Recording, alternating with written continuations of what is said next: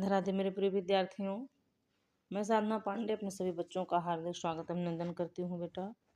उम्मीद करती हूँ आप स्वस्थ होंगे, कुशल से होंगे। आज हम पहला मॉडल पेपर लेकर आए हैं। ये 70 नंबर का है और 30 नंबर का आपका प्रैक्टिकल जो आप फाइल लिखे हैं, ठीक है। आपको 30 नंबर का वो रहेगा। 3 घंटा 15 मिनट आपको मिलेगा।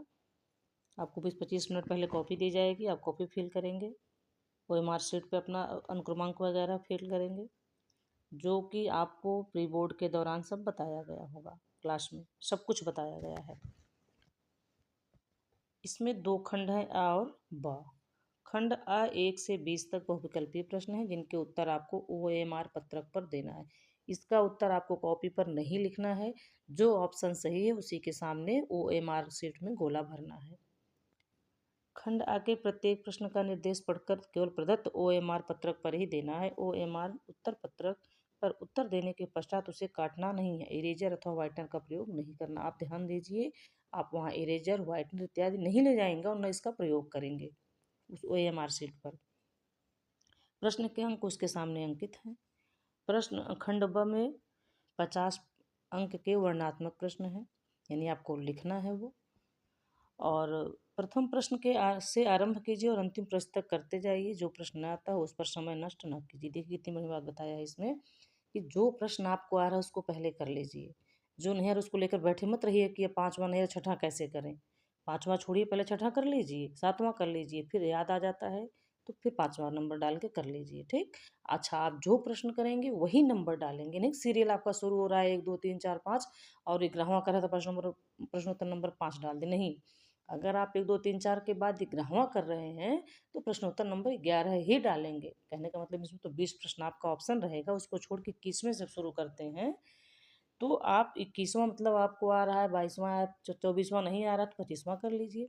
तो प्रश्न नंबर 25 ही डालिए, नहीं कि सीरियल जो चल रहा है वही डालेंगे, 22 के बाद 23 डालिए, नहीं।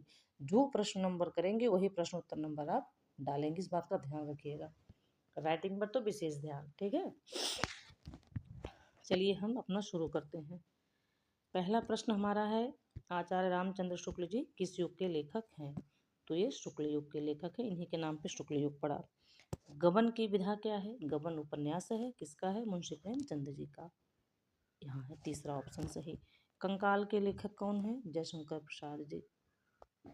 ये भी उपन्यास है, कंकाल, तितली, है ना।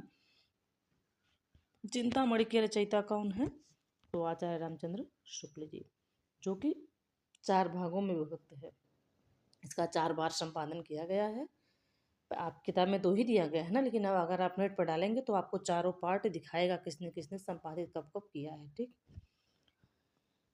त्यागपत्र के लेखक कौन है? जैनेन्द्र जी, बहुत प्रसिद्ध उपन्यास है। रीतिकाल का अन्य नाम है श्रृंगार काल, और श्रृंगार काल नाम किसने दिया था? विश्वनाथ प्रसाद मिश्र जी ने। और रीतिकाल नाम दिया था आचार्य रामचंद्र शुक्ल जी ने, ठीक। हम इसका अगला देखते हैं। 7वां प्रश्न है, मैथिली शरण गुप्त की रचना है, बहुत प्रसिद्ध रचना है, भारत भारती।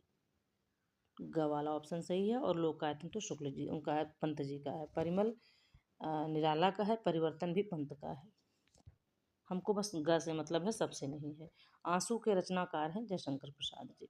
लोकायतन के रचनाकार सुमित्रानंदन पंत जी। जब आप 11 में जाएंगे तो आपको एक मुक्तया के खंड काव्य पढ़ने को मिलेगा, जो लोकायतन का एक अंश रहेगा। सामान्य रूप से प्रगतिवादी काव्य की समय सीमा मानी जाती है 1936 से 1943 तक। प्रगतिशील लेखक संघ की स्थापना 36 में हुई थी ना, और 43 में शुरू हुआ प्रयोगवाद का तार सप्तक, तो यही है 36 से 43 तक। पति सिर देखत मंदोदरी मूर्छित विकल धरण खस परी, जबति वृंद रोवत उठिधाई, तेहि उठाई रावण पही आई। में कौन सा रस है? तो इसमें है करुण रस। रोने की बात हुई है ना, इसमें करुण रस है। 12वां प्रश्न है, चरण कमल बंदव हरिराई में कौन सा अलंकार है? तो हमने आपको बताया था, जहाँ एक विशेषण हो, एक विशेष्य हो, जहाँ बीच में योजक चिन्ह मिल जाए, और जहाँ उपमेय में उपमान का भेद रहित आरोप किया जाए, वहाँ क्या है? सीधे सीधे रूपक है। आप में 3 अलंकार है, उपमा, रूपक, उत्प्रेक्षा, तो यहाँ रूपक अलंकार है। कबह सुधार अपार बेग नीचे को धावे, हर हरात लहरात सहज सोजन चलियावे में कितनी मात्राएं हैं? इसमें देखो, छोटा कर लें, इसमें मात्रा पूछा है, तो इसमें कितनी मात्राएं हैं? कुल 24 मात्राएं हैं। ठीक है, तो इसमें कौन सा सही हो जाएगा? ऑप्शन पहला, इसमें 24 मात्राएं हैं। निर्जीव शब्द का उपसर्ग है निरुपसर्ग, र के नीचे हलंत। जल थल में समास है, जल और थल, तो बीच में और छिपे, उसमें कौन सा है? द्वंद्व है ना, द्वंद्व समास है। कान का तत्सम होगा कर्ण, कर्ण मीन्स कान होता है, यानी घ वाला ऑप्शन सही है। तस्य रूप तद शब्द की किस विभक्ति और वचन का है? तस्य तयो तेषाम, तस्मिन तयो तेषु, तो तस्य किसका है? षष्ठी एक वचन का। हमारा ऑप्शन सही हो जाएगा चौथा वाला। दीपक जला और अंधेरा नष्ट हुआ, इसमें वाक्य कौन सा है?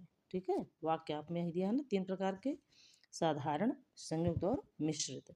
तो जहाँ और जुड़ा है, ये शब्द ज्ञान जान लीजिए, और शब्द जोड़ता है तो संयुक्त माने भी क्या होता है? जुड़ना। तो दीपक जला और अंधेरा नष्ट हुआ, तो ये संयुक्त वाक्य है।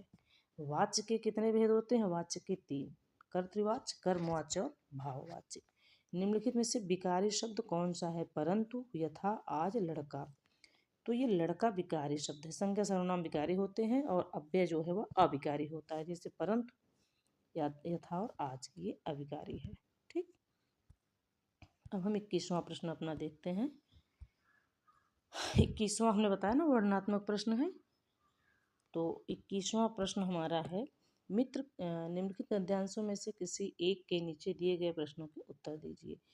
मित्र केवल उसे नहीं कहते जिसके गुणों की तो हम प्रशंसा करें, पर जिससे हम स्नेह न करें, जिससे अपने छोटे छोटे काम तो निकलते जाए पर भीतर ही भीतर घृणा करते रहें।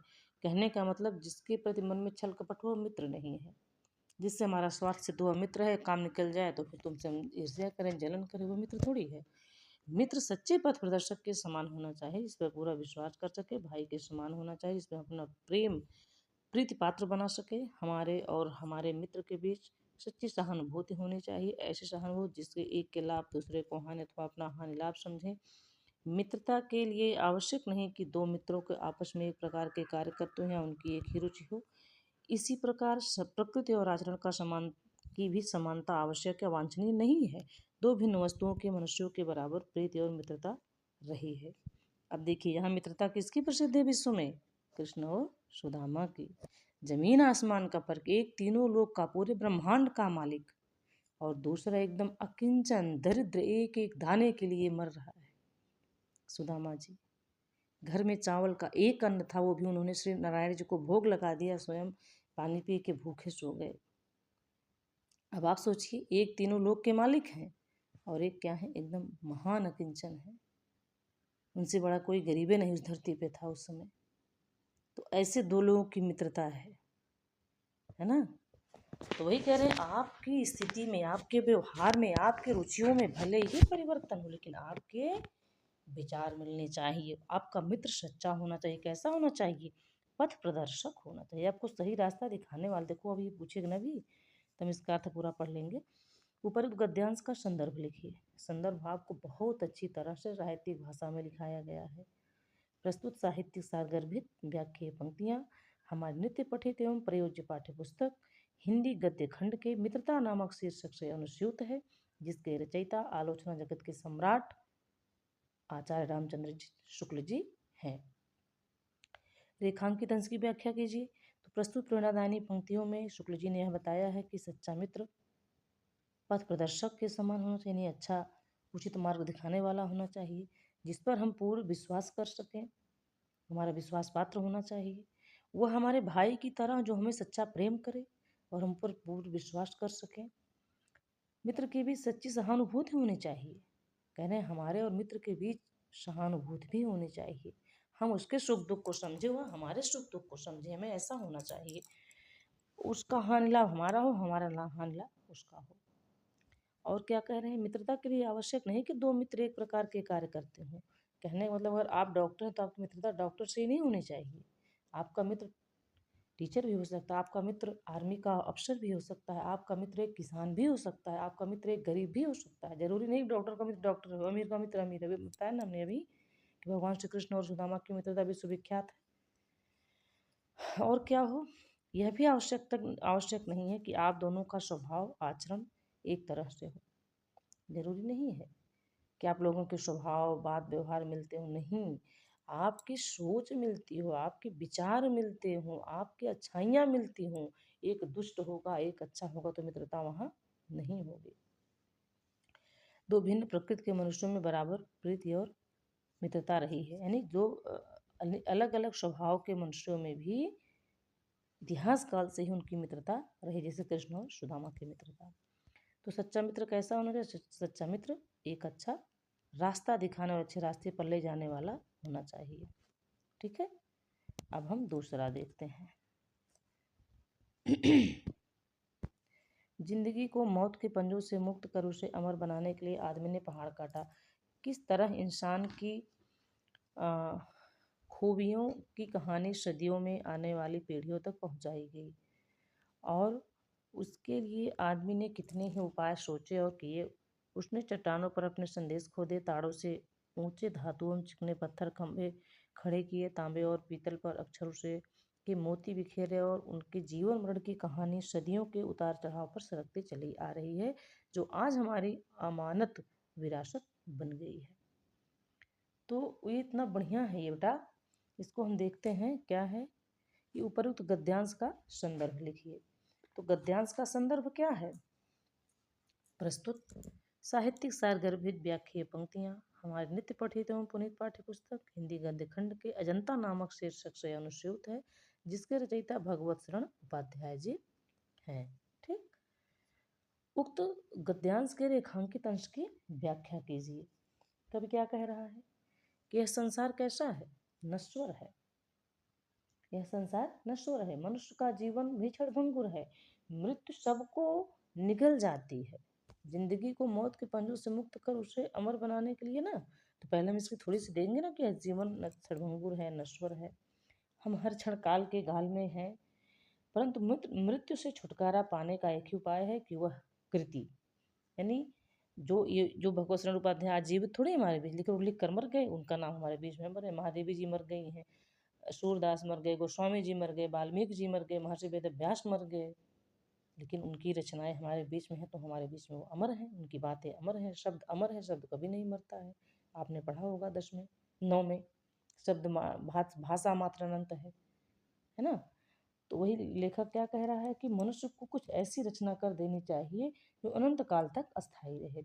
जब तक वह रचना विद्यमान रहेगी तब तक रचयिता का नाम जीवित रहेगा, लोग उसे याद करेंगे, अर्थात वह अमर हो जाएंगे। अमृत प्राप्त करने के लिए मनुष्य ने पर्वतों को काटने जैसे कठिन कार्य किए। किसी व्यक्ति विशेष के गुणों को और उसकी विशेषताओं को अगली पीढ़ियों में सैकड़ों हजारों वर्षों के बाद भी जाने जाने के लिए लोगों ने भोजपत्रों पर, ताड़ों पर, तांबे के पात्रों पर लिखवाया, किसी किसी ने खंभे पे शिलालेख लिखवाया पत्थरों पर।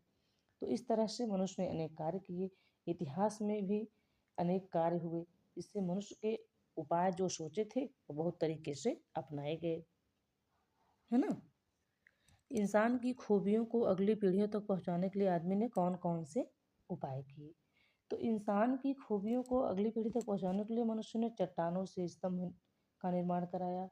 अगली पीढ़ियों को बताने के लिए उसने ताम्र पत्रों पर, पीतल के पत्रों पर, भोजपत्रों पर पूर्वजों का वर्णन किया, जो भविष्य में उनकी आने वाली पीढ़ियां उस ऐतिहासिक कथा को एक विरासत के रूप में स्वीकार की। अगला है निम्नलिखित पद्यांशों में किसी एक के, यानी हम बेटा दोनों पढ़ाते हैं, आपको दो में से एक ही करना है, ठीक है। हमने दोनों बता दिया कि जो आपको समझ आएगा आप कर लेना। अगला है किसी एक प्रश्न का उत्तर दीजिए, दो दिया है, कोई एक करना है। जो चाहत चटक ना घटा मैलो होय निमित्त, रज राजस न छुआई नेह चेकने चित्त। ये बिहारी सतसई से है, बिहारी लाल जी की रचना है, उनकी एकमात्र रचना ही है बिहारी सतसई, जो ब्रजभाषा में है। यदि आप, हाँ इसका पहले हम प्रश्न देख लें। और बुरा बुराई जो तजे तो चित खरो डरा, तो जो निकलंक मयंक लखी गने लोग उत्पात। ये भी बिहारी जी का ही दोहा है। यदि कहीं भी चंद्रमा कलंक रहित दिखाई देता है तो लोग क्या आशंका करते हैं? तो लोग अमंगल की आशंका करते हैं, लोग कलंक की आशंका करते हैं। ऐसा हमारे धर्म ग्रंथों में वर्णन है कि चतुर्थी तीज के अगले दिन, जो भाद्रपद में तीज पड़ता है, हरितालिका तीज, उसके बाद जो चतुर्थी तिथि आती है, उस दिन जब चंद्रमा निकलता है तो एकदम स्वच्छ होता है, बहुत छोटा सा रहता है ना, वो धब्बे नहीं दिखाई देते हैं उस दिन। तो कहा जाता है कि उस चंद्रमा को जो देख लेता है तो उसको चोरी का या और कोई अपयश लगता है, कलंक लगता है। तो वही बता रहा है कि यदि चंद्रमा कलंक रहित देखते हैं तो लोग अमंगल की आशंका करते हैं। रेखांकित अंश की व्याख्या कीजिए। यदि आप चाहते हैं कि आपकी मित्रता कभी मलिन ना हो तो आप अपने उस मित्रता रूपी दर्पण पर धन रूपी धूल को कभी स्पर्श मत होने दीजिए। इन पंक्तियों में किस शैली का प्रयोग किया गया है? किस शैली का प्रयोग किया गया है? तो इन पंक्तियों में लक्षणा शक्ति का, व्यंजना शैली का प्रयोग किया गया है। यहीं कहीं पर बिखर गई वह भग्न विजय माला सी, और उसके फूल यहाँ संचित है, यह स्मृति शाला सी। सहे वार पर वार अंत तक लड़ी वीरबाला सी, आहुत सी चढ़ गिर पड़ी चिता पर चमक उठी ज्वाला सी। चारों पंक्तियों में क्या है? उपमा अलंकार है ना। विजय माला की तरह, स्मृति घर की तरह, एक वीरबाला कन्या की तरह, वह एक ज्वाला की तरह। ठीक, तो चारों पंक्तियों में उपमा अलंकार है। उपयुक्त गद्यांश पद्यांश का संदर्भ लिखिए। तो प्रस्तुत वीर रस से उत्प्रोत पंक्तियाँ हमारे नित्य पठित एवं प्रयोज्य पाठ्य पुस्तक हिंदी का काव्य खंड के झांसी की रानी की समाधि पर नामक शीर्षक से अवतरित है, जिसकी रचयिता या जिसकी कवित्री हिंदी साहित्य में वीर रस की एकमात्र कवित्री सुभद्रा कुमारी चौहान जी हैं। इनकी पुत्री सुधा कुमारी चौहान है। रेखांकित अंश की व्याख्या। आहुति सी गिर पड़ी चिता पर चमक उठी ज्वाला सी। आहुति माने क्या होता है? समिधा, हवन सामग्री जिसको हम यज्ञ वेदी में डालते हैं देवताओं को प्रसन्न करने के लिए। इसमें तिल, जौ, गुड़, घी, मेवा और तमाम जो हवन सामग्री माने अन्य प्रकार के जो वनस्पतियाँ मिली होती हैं, जो चंदन इत्यादि की लकड़ियाँ, वो सब भी उसमें मिश्रित होती हैं।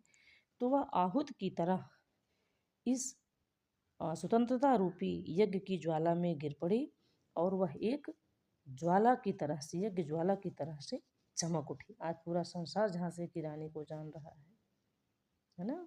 वैसे ही बनो लड़कियों में, तो मैं हमेशा कहती हूँ झांसी की रानी बनो, रानी चेन्नम्मा बनो, महारानी पद्मिनी की तरह से बनो।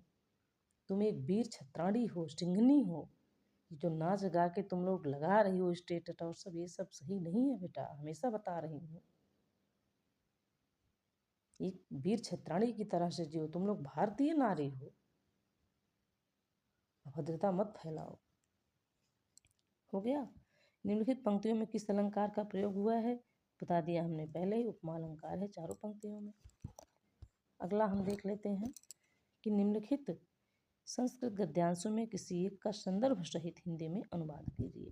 यानी दो दिया है, किसी एक का संस्कृत मतलब हिंदी में अर्थ लिखना है संदर्भ सहित। पहले आपको संदर्भ लिखना है, तो संदर्भ में लिखेंगे प्रस्तुत प्रेरणादायिनी पंक्तियाँ हमारे नित्य पठित एवं पुनीत पाठ्य पुस्तक हिंदी संस्कृत खंड के ये तो किस लेसन से है?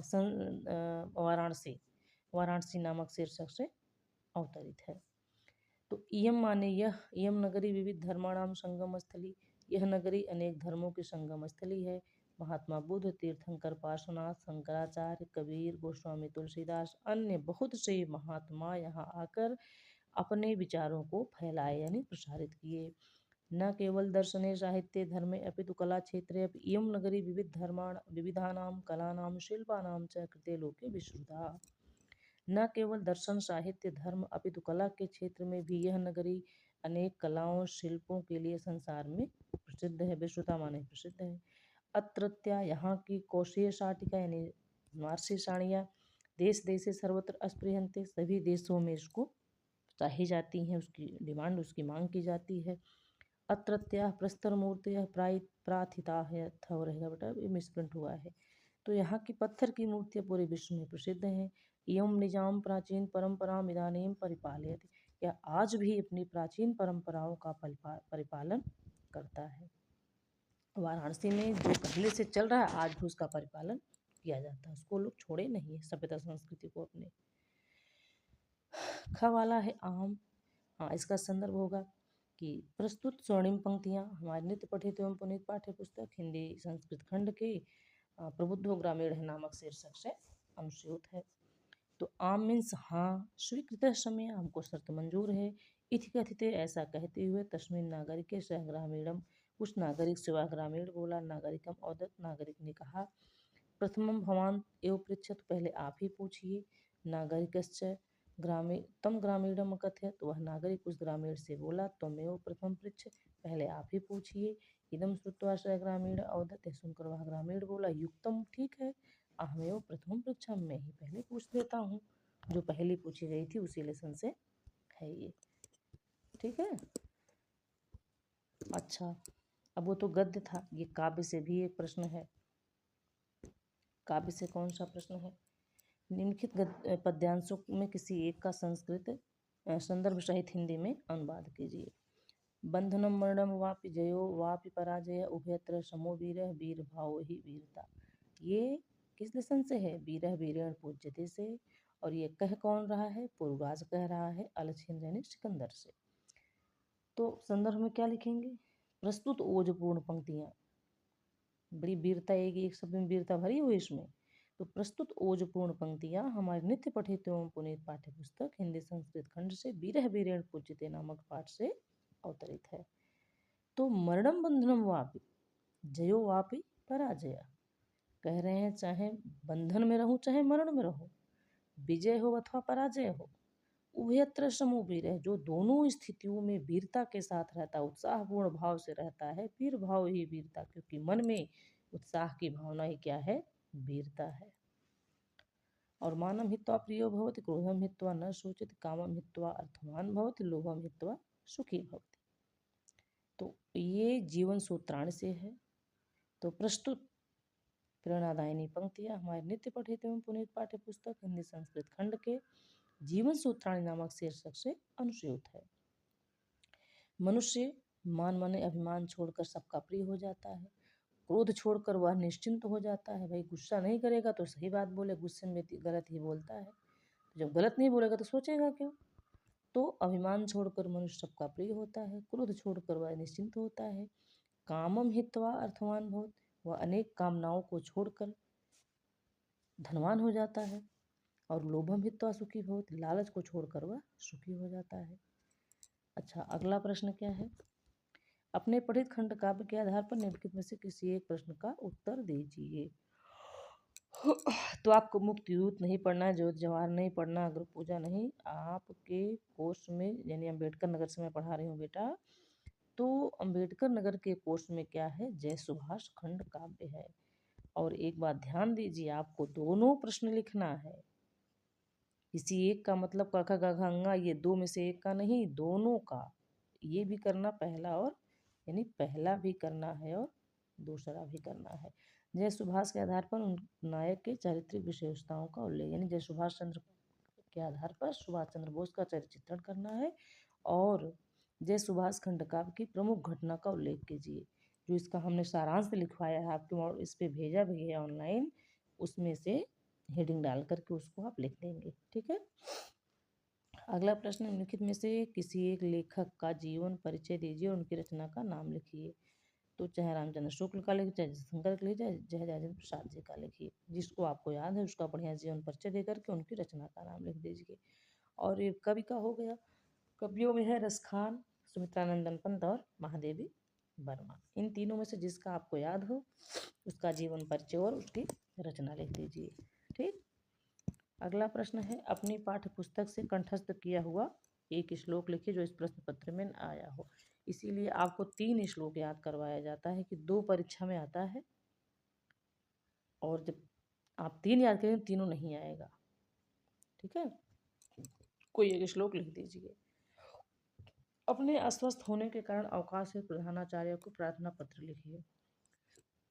यानी आप बीमार हैं, आप छुट्टी चाहते हैं, उसके लिए प्रधानाचार्य को पत्र, आपके 10 ईयर में भी है और बुक में भी है, और आपको ये प्रश्न करवाया भी गया है टेस्ट इत्यादि में।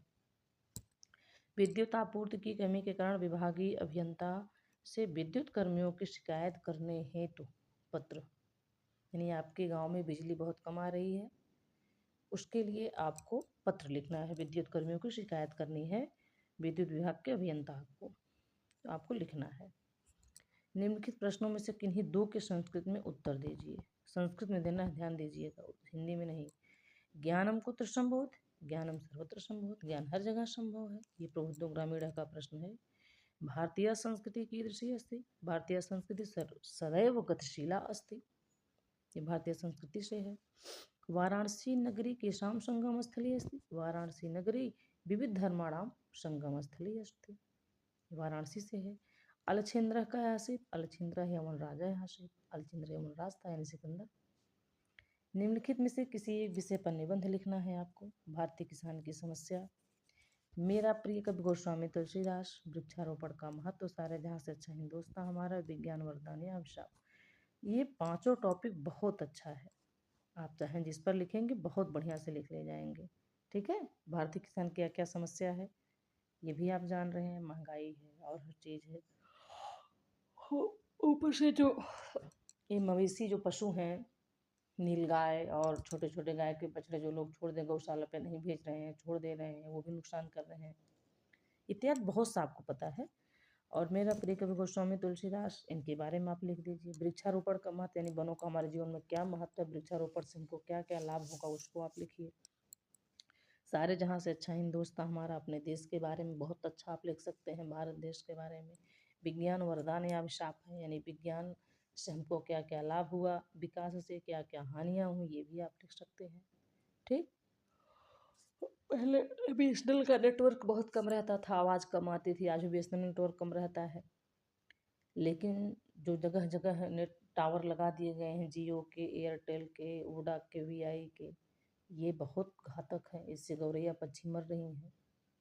और जिस एरिया में लगे हैं वहाँ हार्ट के मरीज ज़्यादा पाए गए हैं, तो नुकसान हुआ ना। एक फ़ायदा हुआ कि नेटवर्क बढ़िया पकड़ रहा है, हम चाहे जहाँ से बात कर ले रहे हैं। पहले छत पे जाना होता था, घर के बाहर निकलना होता था, अब घर में ही रजाई में सोकर हम बात कर रहे हैं। 5G 6G 7G सब चल रहा है, तो उतना ही तो घातक है। उतना तो उससे निकलेंगी सारी जो विकिरण है, नुकसान करेंगे हमारे माइंड के लिए। तो यही सब है बेटा, लिख देना आप। तो उम्मीद करती हूँ कि आप समझ गए होंगे कैसे प्रश्न आएगा, कैसे क्या करना होगा। अब हम मिलेंगे अगले प्रश्न पत्र को लेकर के। तब तक के लिए जय श्री राधे श्याम।